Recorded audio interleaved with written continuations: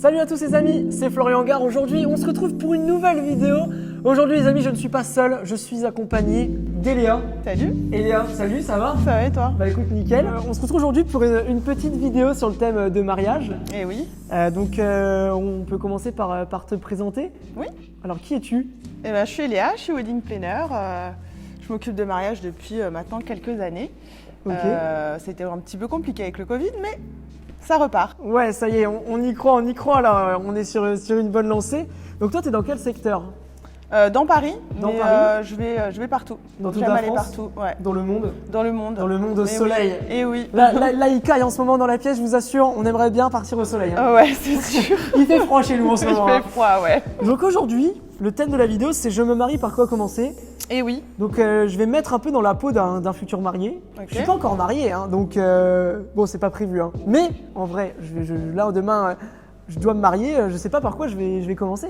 Bah oui, bien sûr. Donc- Personne ne sait vraiment. Parce que oui, là, les amis, quand on se marie, par quoi on commence exactement? Demain, là, ça y est, on est lancé. C'est vraiment un domaine bien particulier. Et donc là, la première question, c'est je me marie. Par quoi commencer? Alors bah, déjà, on va se poser la question, est-ce qu'on va organiser des fiançailles ou Les pas? fiançailles. Alors les fiançailles, qu'est-ce que c'est? Alors les fiançailles, c'est la promesse mutuelle du mariage. C'est souvent fait de façon un petit peu C'est un peu solennelle. une fête ou quelque chose? C'est un repas ou ça se passe comment? Certains décident d'organiser une fête pour le célébrer. Après, ça va dépendre du budget. D'accord. Ça se fait encore, mais ça se fait beaucoup moins Ouais, beaucoup qu'à moins, l'époque. beaucoup moins à notre époque, non? Exactement. Parce que du coup, vas-y, je te laisse. Les gens se concentrent directement sur le mariage, comment Ouais. ils vont le présenter. Et on va dire que les fiançailles en soi-même se font entre eux. Et après, on considère que la période de fiançailles, c'est le jour de la demande. Jusqu'au jour du mariage, on peut dire qu'on est fiancé. D'accord, ok, mais du coup, si ça peut être une fête, il y en a qui prennent un DJ ou carrément un traiteur ou quelque chose, non? Bah, il y en a qui font les choses très simplement, en famille, une fête Ok. dans les maisons de famille. Et après, bah, on peut tout imaginer, tout est Bien sûr. imaginable. Une Un salle, mariage- un DJ, voilà. Bien sûr, de toute façon, un mariage, c'est vraiment illimité. Donc du coup, quand tu me parlais, ça va dépendre du budget. C'est vrai que le budget, c'est vraiment le point clé dans le couple quand ils vont se marier. Donc du coup, on peut enchaîner sur une petite question que j'avais notée. C'est comment je vais déterminer en fait mon budget ou ma capacité de financement. Comment je vais financer mon mariage, comment je le détermine? Parce que j'ai un petit peu d'argent de côté. Mes parents, pareil, ils souhaitent participer au mariage.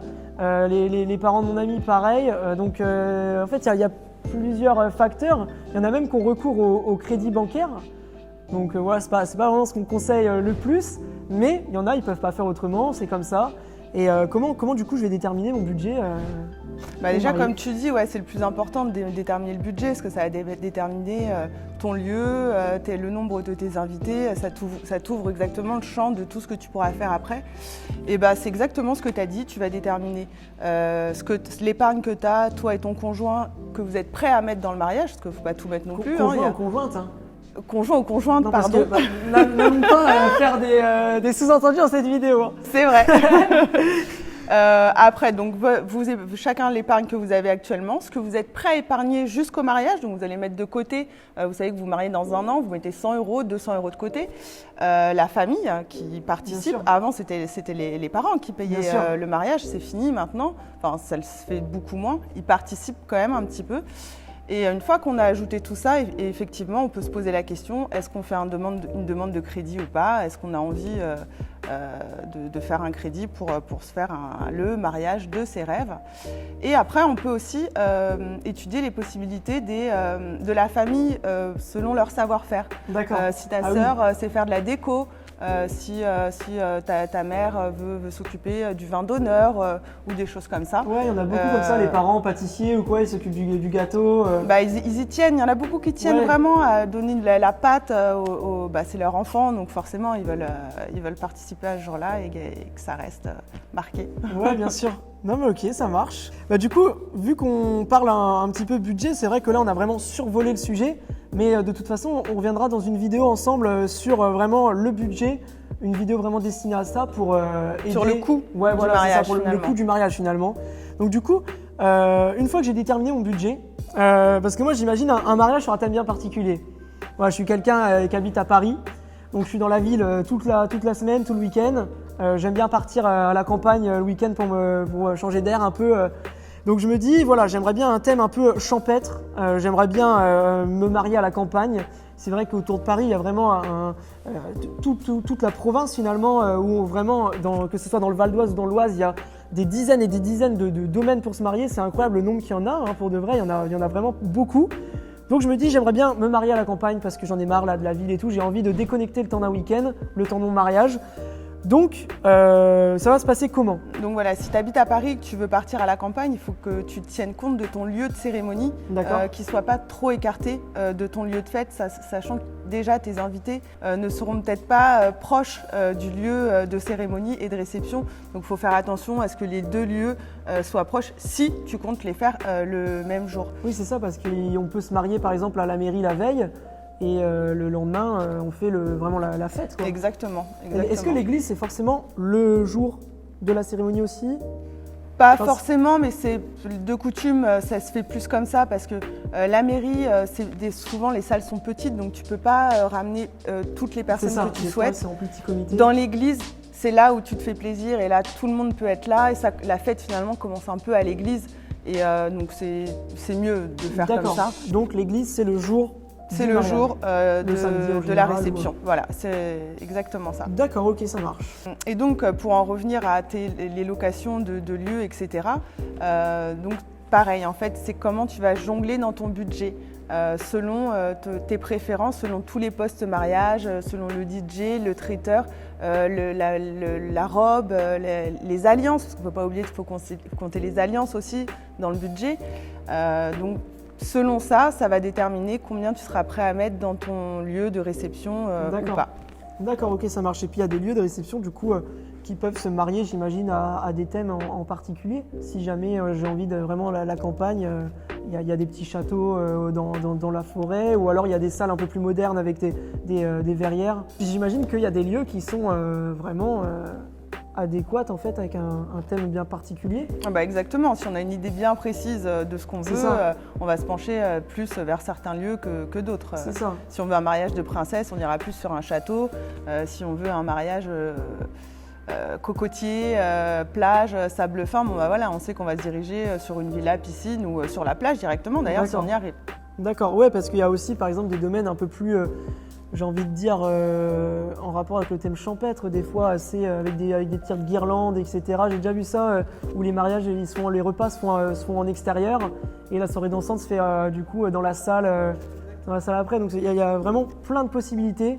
Là, c'est vraiment en fait selon vous, selon ce que vous avez envie et selon ce que vous allez déterminer dès le départ. Je voulais savoir, l'église, enfin la mairie et l'église, est-ce qu'on peut choisir une ville différente? Ou est-ce que ça doit vraiment se faire dans la ville que l'on habite? Par exemple, j'habite à Paris, est-ce que la mairie et l'église, on va faire ça à Paris? Ou alors je peux faire la mairie à Paris et l'église dans un lieu en province Alors c'est possible, mais il faut toujours que l'un des parents, dans un cas ou dans l'autre, ou toi ou ta conjointe, ou l'un de vos parents, habite l'une de ces villes-là.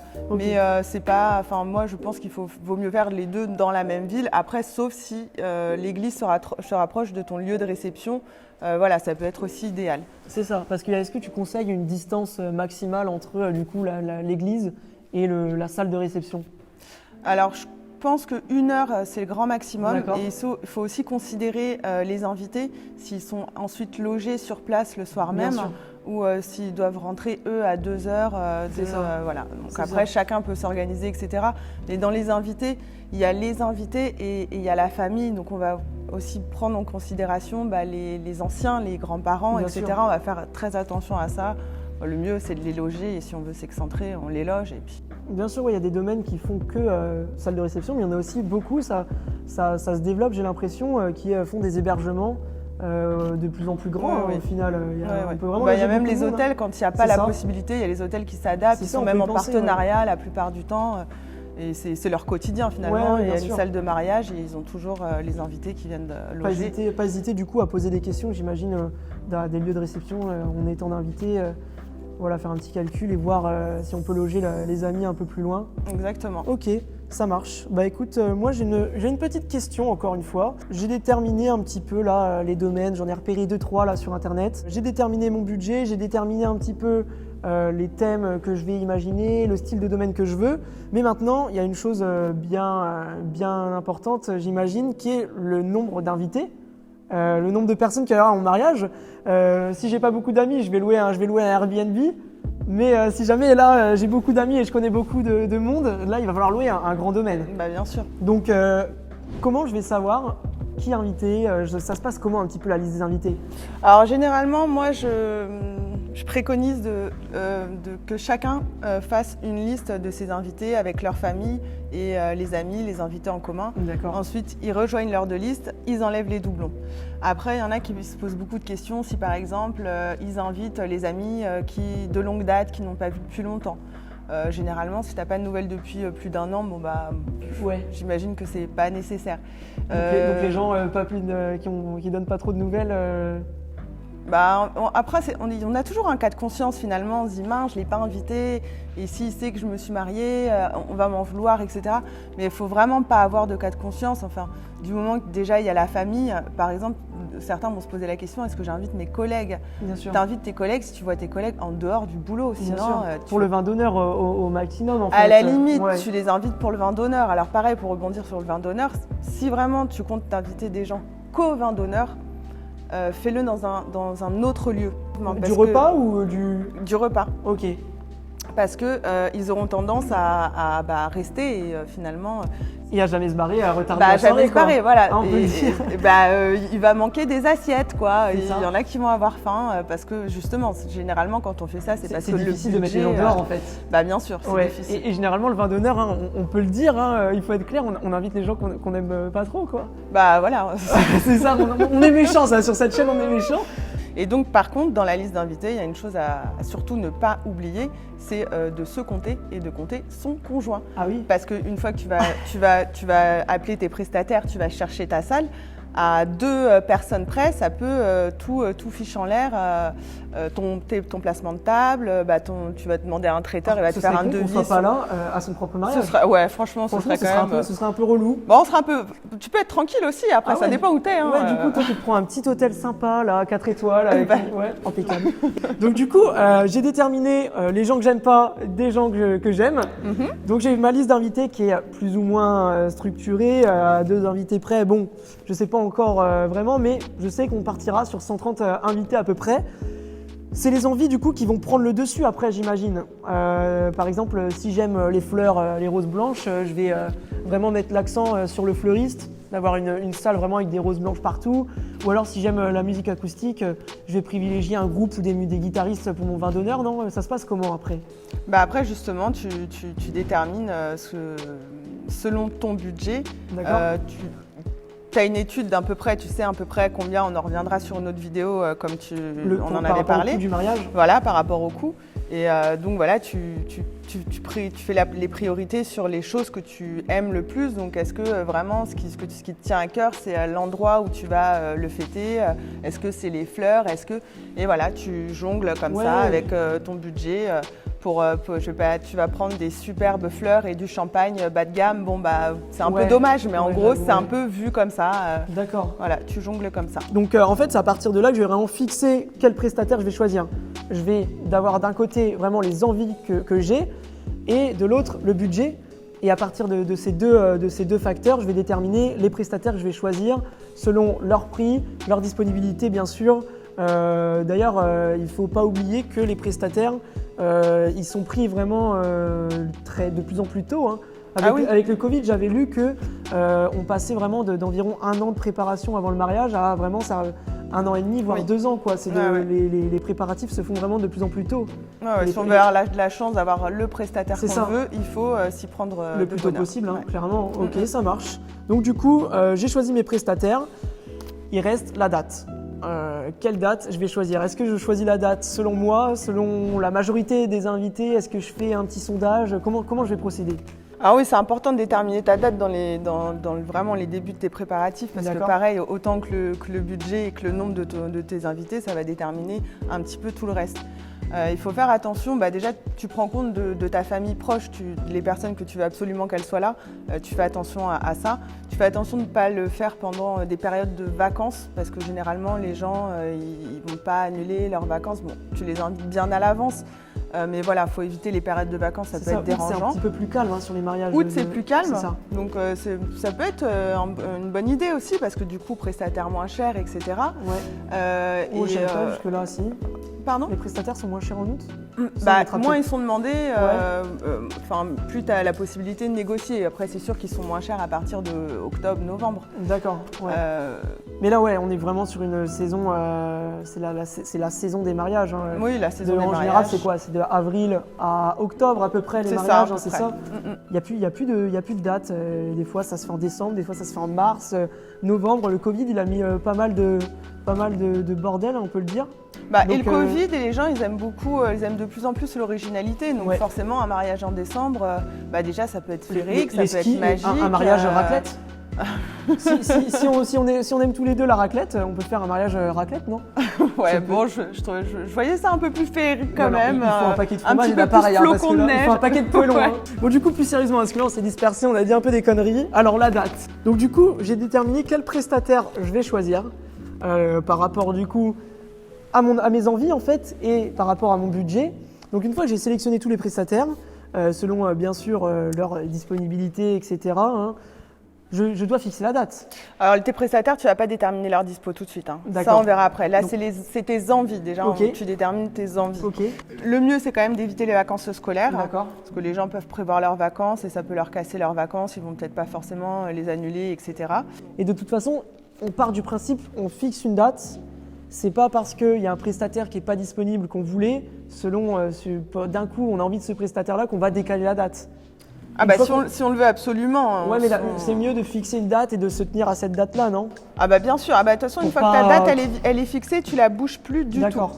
Et donc, ce que je voulais dire également, c'est qu'il y a des dates marquantes pour certaines personnes ou leur jour de rencontre, leur premier baiser. Il y en a, c'est le jour des mariages des parents. Ils aimeraient se marier à peu près à la même date, etc. Et d'ailleurs, en parlant de date, les mariages, tu dois être au courant, c'est pas que les samedis. Non, les mariages, il y en a tous les jours. Sur Paris, etc. Il y en a tous les jours. Mais la majorité, surtout en province, c'est le samedi. Ça se fait le samedi parce qu'on a tout le dimanche pour s'en remettre, quoi. Ouais, c'est ça. C'est un peu Alors, si vous êtes bon buveur, faites-le le vendredi soir, comme ça vous avez tout le week-end pour vous en remettre. Si vous avez envie de profiter, vous pouvez renchaîner le samedi matin par un petit brunch, tranquille. Et voilà. Oui. Il y a la soupe à l'oignon, généralement, dans la nuit, c'est ça la tradition. Donc du coup les amis, petite conclusion, si demain vous vous mariez, vous pouvez déjà commencer à parler des fiançailles, si jamais il y en a bien sûr. Ensuite, il va y avoir le budget, le financement du mariage. En troisième, la liste d'invités. Je vais inviter qui au vin d'honneur et au repas. Ensuite, les prestataires, par rapport à vos envies et à votre budget, sur quel prestataire je vais partir et quel domaine. Et fixer la date de votre mariage. Voilà, c'est les 5 points clés à retenir pour cette vidéo. J'espère que cette vidéo vous aura aidé dans finalement le lancement de votre mariage. Si ça se trouve, vous avez été demandé en mariage hier et vous regardez cette vidéo aujourd'hui. Donc j'espère qu'elle vous a aidé un petit peu à vous mettre sur le bon chemin. De toute façon, ne vous inquiétez pas, il va y avoir des vidéos toutes les semaines. On va refaire des vidéos sur vraiment la partie organisation. Donc on l'avait dit sur le coût du mariage, mais on va essayer d'aller plus loin vraiment au fur et à mesure de cette chaîne, comment organiser un mariage. On va essayer de tout balayer jusqu'à la nuit de noces. On va essayer vraiment voyage de noces. Voilà, exactement. Et jusqu'après, parce qu'après il faut le tenir. Et après, mariage, il faut le tenir le mariage. Donc ne vous inquiétez pas, il va y avoir d'autres vidéos comme ça qui vont arriver ou qui sont peut-être déjà disponibles si vous regardez cette vidéo un petit peu plus tard. Donc voilà, n'hésitez pas à me dire dans les commentaires. Si vous avez des questions, on va vraiment essayer d'y répondre. On va tâcher d'y répondre. Donc voilà, n'hésitez pas à nous faire votre ressenti et à nous poser des questions, on est là pour ça. Donc n'hésitez pas à vous abonner à cette chaîne YouTube, à activer la cloche, à mettre un pouce en l'air et aussi à partager cette vidéo pour peut-être des autres couples qui vont tomber dessus, des futurs mariés, ils vont peut-être tomber sur la vidéo et voilà, on va les aider. Donc voilà, je suis super content d'avoir fait cette vidéo avec toi, cette première vidéo. Moi aussi. Interview avec toi, Léa. Moi aussi, ravie. C'était une grande première pour moi, je te remercie beaucoup. Où est-ce qu'on peut te contacter du coup ? Mon agence s'appelle La Nuit des Temps, by Léa. Ok, donc elle s'affiche juste ici et le lien est dans la description, n'hésitez pas à aller faire un tour. Je te remercie d'être venu, c'était un plaisir de te recevoir. Merci. Et puis j'espère d'autres vidéos sur les prochaines semaines. Avec grand plaisir. Donc voilà, cas, merci également à l'abbaye royale du Moncel qui se situe à Pontpoint dans l'Oise. Donc voilà, pareil, ça s'affiche ici et il y a toutes les infos dans la description. D'ici la semaine prochaine, voilà, il va y avoir une vidéo sur ce lieu de réception. On va le visiter juste après. Le domaine est super sympa, il y a plusieurs salles pour vous marier. C'est vraiment un domaine exceptionnel. Merci à eux de nous avoir reçus. Et puis nous, on se retrouve la semaine prochaine. Merci d'avoir cliqué, d'avoir regardé cette vidéo et à bientôt.